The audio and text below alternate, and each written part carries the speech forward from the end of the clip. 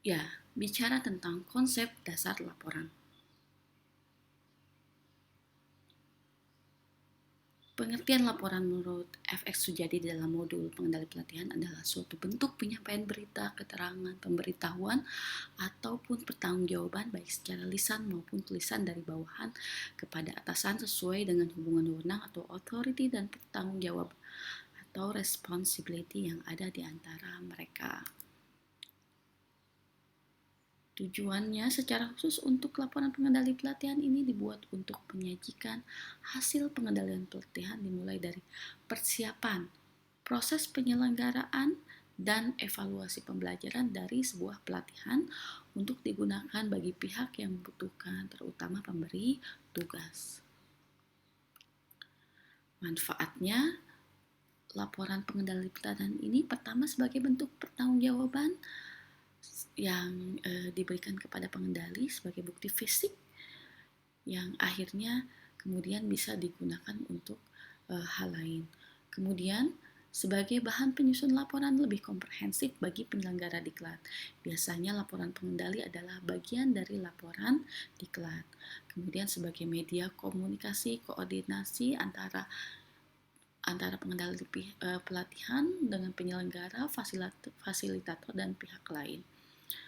Kemudian sebagai informasi untuk proses pengambilan keputusan baik dari mulai persiapan hingga penyelenggaraan untuk penyelenggaraan diklat pelatihan di masa yang akan datang. Ruang lingkup laporan sendiri ada 3, yaitu persiapan, pelaksanaan, dan evaluasi.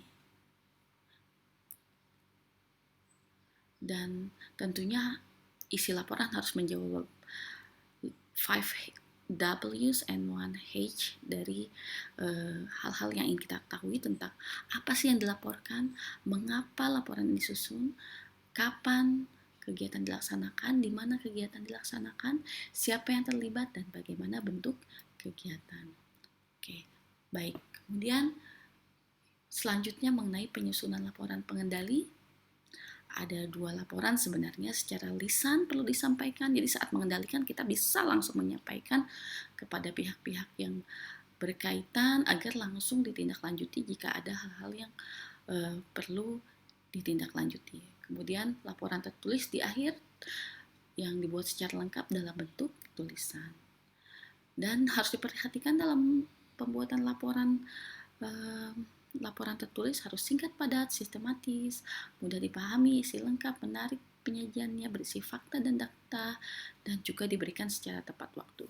Di BPPK Makassar biasanya waktunya adalah sekitar 2 minggu.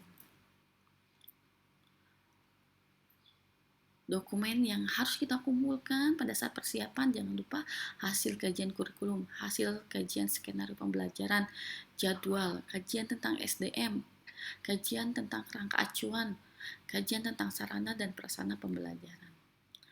Pada saat pelaksanaan, kita harus kumpulkan hasil kajian pengendalian proses pelatihan seperti monitoring kesiapan peserta, fasilitator, dan penyelenggara, serta catatan proses pelatihan hari demi hari. Ya, ini sudah disampaikan 2 hal ini, dokumen saat persiapan dan pelaksanaan sudah disampaikan oleh pemateri sebelumnya.